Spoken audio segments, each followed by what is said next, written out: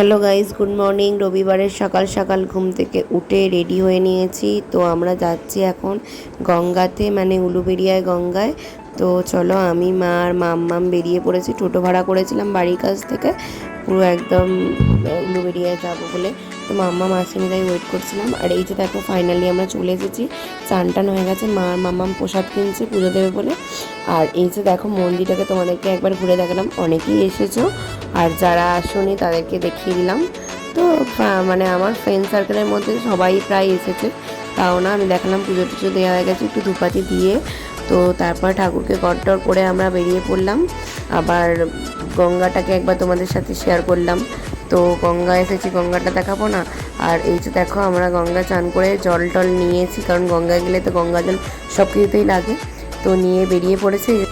আর অনেক বেলা হয়ে গিয়েছিলো, খিদেও পেয়ে গিয়েছিলো। আর মামাম এখানে পরোটা ঘুগনি কিনে দিয়েছে, তো বাড়িতে এসে খেয়ে নিলাম। তো চলো, টাটা।